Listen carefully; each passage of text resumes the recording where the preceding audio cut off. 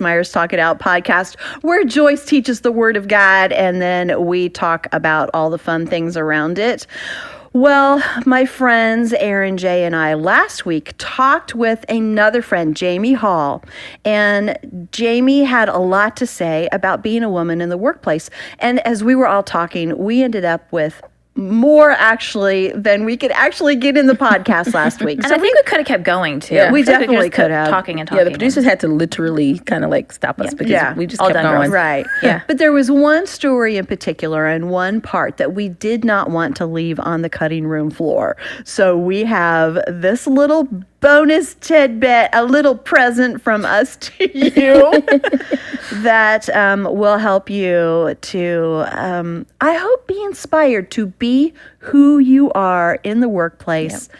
And to allow God to use those gifts that He has put in you and not to try to be different or to be someone else. So before we play this clip, just a real quick recap. We were talking, first of all, that women, we are all working. So whether you're working in the home, out of the home, in the home, and out of the home, wherever you're working, you're working. So work Sounds like almost like a song. In the home, out of the home, in the home, and out of the home.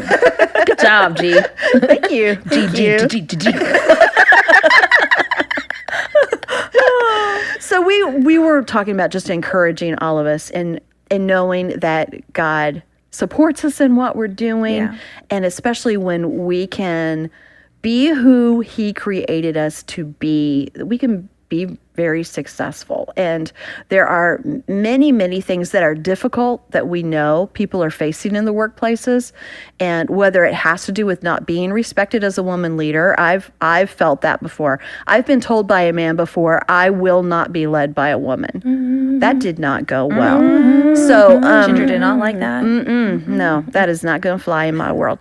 And Jay, you've been told some really tough stuff by being a woman and being a woman of color in the workplace, and that's been very difficult. And Aaron, you talked about some of the big changes that you had in your life, being already a leader and then coming in as a mother and seeing how perspectives changed a little bit, and the sacrifices that you had to make that we all make as women making choices. Yeah.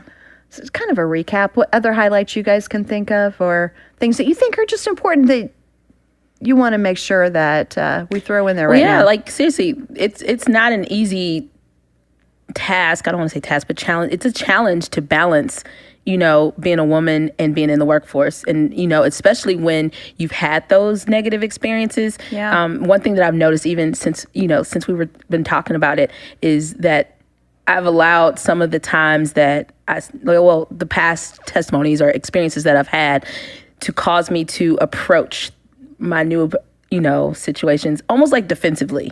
And so I've been doing a lot of self-reflecting, not to alter this is the big thing that God has been revealing to me. My resolve is the same. My message is the same. My message is consistent. Like, I want my message to always be consistent, my work ethic and my goals to always be consistent, but allow my approach to be flexible. And without I like that, without not being, not being less of a woman or anything. There are things that I know that because I've had some negative things happen to me in the workplace, I sometimes greet my experience the same way I'm greeted with some negativity. Like, people have, like, as a Black woman, some people automatically put a ceiling over my head over what they think I can do. And that a woman and someone of color, and so I get a lot of this, you're really well spoken. Or like it's a surprise. Yeah. Or like, man, you're so balanced. It's, what? Like, what does that mean? Like, is it because why do people do this? So I sometimes now greet those experiences like in professional, even on my first day sometimes, I'm ready. and sometimes I need to just disarm myself. And so just in this, studying this and talking through this, learning how to be authentically me, but allowing my approach to be more flexible. That's great. So that I don't come to a situation ready to be like, don't talk to me like that because I'm a Black woman. I mean, even if it's true, I just don't want to approach everything like that. I think that's a really great point. And, the whole girl boss thing, okay, I'm glad that it's made a difference for women. I really am. But I believe you need to be the best boss you can be and forget that you're a girl boss. Yeah. You know, be the best that you can be because God has put amazing things in you that he has not put in anybody else that workplace needs and that whatever you're doing, it needs your input. It needs your creative and your talent and your intellect behind it. And so, you know, forget about what everybody else is saying. Study, know your stuff, and go in with confidence because God has put you there for a reason. Yeah. After we recorded, I realized, I've shared with you guys before, some of the things that I've dealt with anxiety before. It's because I am a woman in the workplace. And Really? Yeah. It all stems from the fact that I don't want to be weak. And so I get insecure about failing at work because I will look weaker than probably my male counterparts or just other people at work. So it causes me to feel anxious. And it's the only area I feel it in. So to me, I need to let that go and don't put so much pressure on myself. I think we put a lot of pressure on ourselves as women We do. to be able to show that I can handle the world. So I'm going to not do that. Yeah. Well, let's do this because that's a new thing that you've brought up. Yeah. Erin. So that was just, I mean, wow, what a special nugget to drop on the special. Yeah. You didn't know that was coming. I forgot I was going to tell you. Because we've been talking about this anxiety piece for since the beginning of Talk It Out. Yeah. And so Wow. the fact that you actually Look what I figured out, guys. congratulations. Thank you. So let's listen to this little nugget, the story that Jamie shared with us, and then we're going to come back. We're going to talk more about it, and we're going to talk about what Erin just said. So don't go away. Here's Jamie Hall. So, you know, we all, I think, as we reflect on, you know, how can we be a better leader? Oftentimes that question comes through extreme conflict, right? And I do not get along with this person. Why do I not get along with this person? And just over my career, I've sort of identified there are a few personality types that I love. Diane Kramer. If you know Diane Kramer, she goes, "Oh, honey, they're your sandpaper." They just kind of rub you the wrong way, rub you raw. It hurts a little bit, but girl, after that relationship is over, you are smooth. I love that analogy. It's like the people that are our sandpaper, and I get along with pretty much everyone, I think, right? I mean, I don't know a stranger. And so if I have a conflict with someone, it just weirds me out because I'm like, I mean, and I'm also a people pleaser. I have a little bit of approval addiction. Yes, it's a great book. You should read it. And so I've learned a lot about, okay, where am I going awry and just wanting to gain this person's approval versus, okay, we got to figure out a way to work together.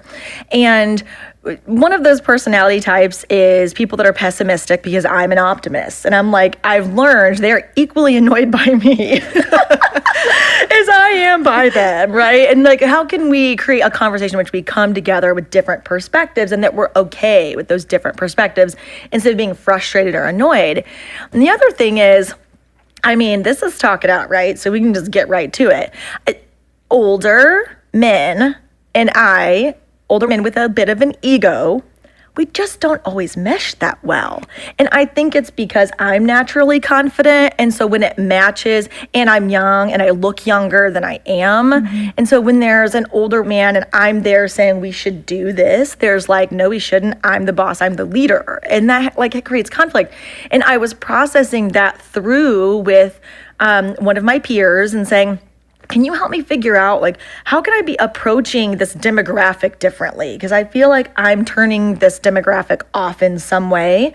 And, part of that has cost me responsibilities, expanded roles in the past. And I don't want to keep my career being at a detriment, right? I'm in the legal industry. There's a lot of older men in the legal industry with egos. These are my clients now, right? I got to figure out how to make it work. And the advice I got was, well, you come into the room with your dresses and your red heels, and you just kind of show up in the space. And I think that kind of turns men off sometimes. And maybe if you had to downplay that femininity, because that's sort of sending the wrong message, right? If you just try to I don't know, don't become masculine, but just try to fit in, right? It's that that's the message I got, was just try to fit in. And this peer was very well intending, right? And a different generation female from me. And so I get where that was coming from. Also, she's been a part of a very traditional conservative organization run by, prominently men. And I actually was like taking that to heart and thinking, okay, maybe that's what I should do, And I was wearing my red heels one day and I had this revelation that I was like, no, that is my inauthentic self, and it's not about my ability to be successful as a leader should not be dependent upon my footwear. Quite opposite, actually. I mean, but when you say it out loud, doesn't it sound ridiculous? But, I'm like, yeah, okay, maybe I should, consider that. I'm like, no, a man's future in leadership is not dependent upon his footwear. If it was, they would have been fired years ago. Sorry, most of them, a lot of them. I don't want to cast, gender. Men, sorry, you have some good footwear sometimes. But, it's like my abilities to lead are not dependent upon my femininity. I need to embrace who I am and use that. Yeah. There's so much, though, that God created in us as women for a purpose, and to use that femininity, use the way that we were wired to do his work and to do it more effectively. And I just felt so clearly God saying to me, I made you to stand out, not to fit in. Mm-hmm.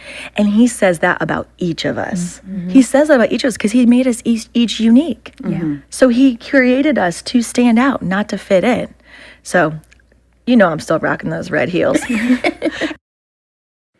So I listened to what Jamie said this time in an entirely different light. Mm-hmm. I love what she said about being authentic and using all of those beautiful feminine gifts that God put in us to be able to be the best that we possibly can in the workplace. Yeah.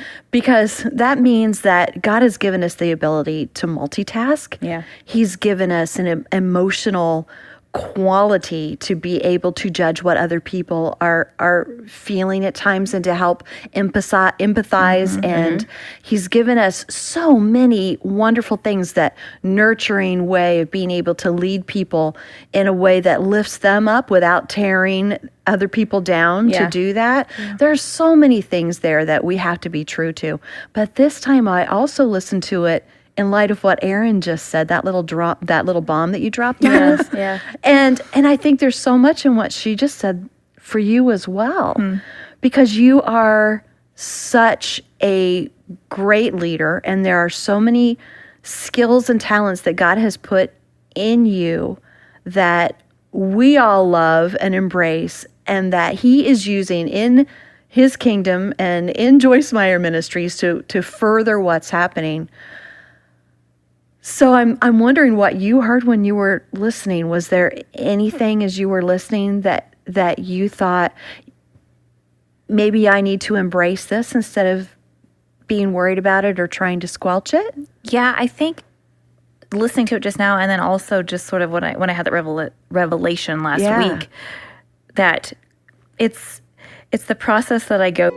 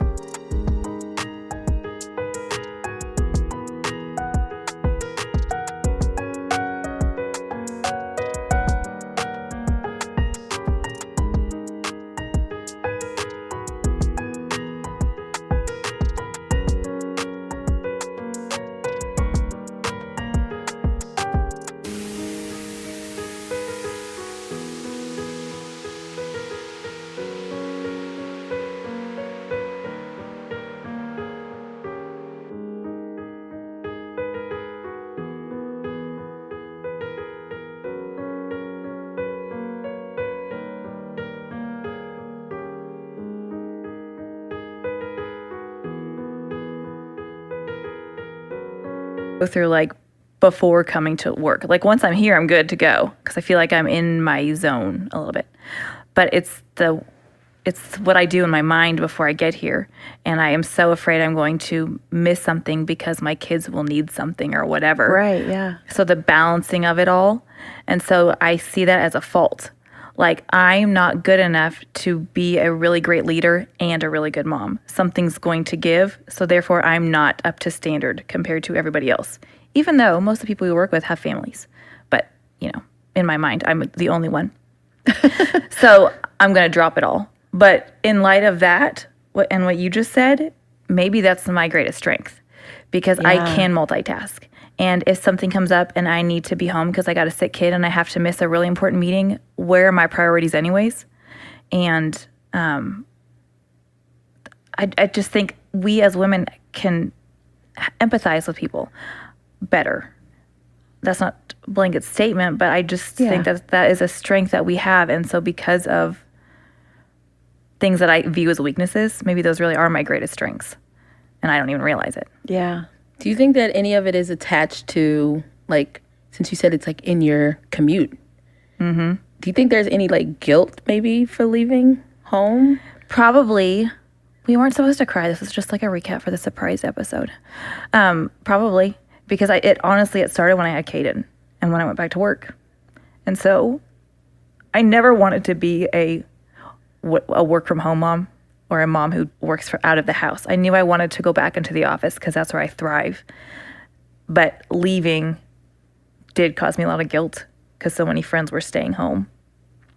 And then, so there's the guilt of that. But I also don't want to, I would feel guilty if I missed something at work because I have a kid who needs something.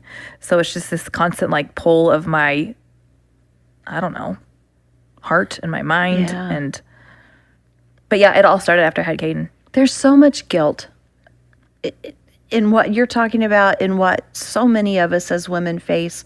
I remember that feeling also of, what should I do? I feel called to this. Yeah. Oh, yeah. And I feel called to this. Mm-hmm. Nothing's more important than my family. Absolutely. But I know that God has put something in me that I feel He's calling me to do. Mm-hmm. And so it's very hard to balance everything without feeling some guilt. And then there's, unfortunately, guilt that you, rightfully so or not, feel from other women. And, when my girls were little, I actually went through a really, really tough time where several of my friends got very negative about what I was doing and just frankly said I was a bad mother because I wasn't at home full time with my kids.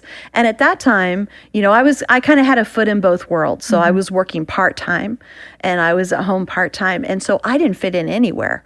I had moms at church who were mad because I wasn't at home and actually said at that time that I was a bad mother. Yeah. And I had friends who were in the workplace all the time. And I felt like, I wasn't doing what they thought I should do either. And I just got to the point where it was like, God, you tell me what to do and let me block everything else out because I can't live with this guilt and I can't hear the other voices anymore. It's so hard. It is. Super hard. I remember when you all were talking, I remember when I first had Taylor, I went right back to work. Like, I had a C-section, but then I was like, heal up, sister. And then I had to go back to the doctor because I did too much and hurt myself.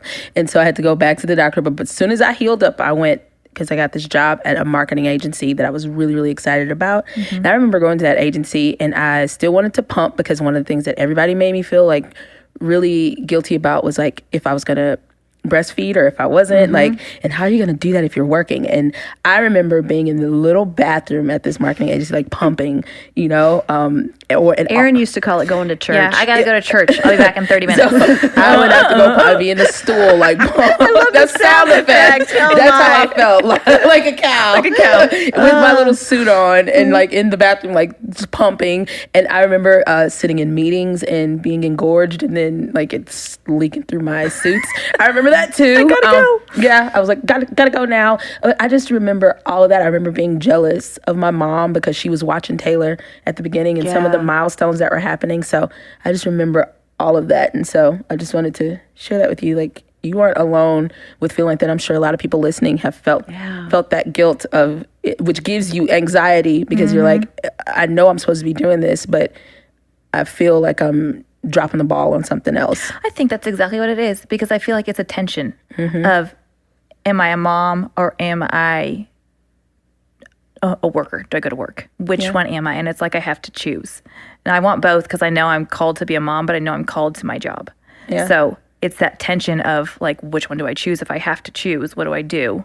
And yeah. And we all make sacrifices. Right? Yeah. We all make sacrifices no matter what we choose. And you may have something very firm in your mind. This is right. This is what everyone should do. Or at the very least, this is what I needed to do. And what we need to do, honestly, is come right back to the center of asking God what he wants for me at this time, because it may change as well.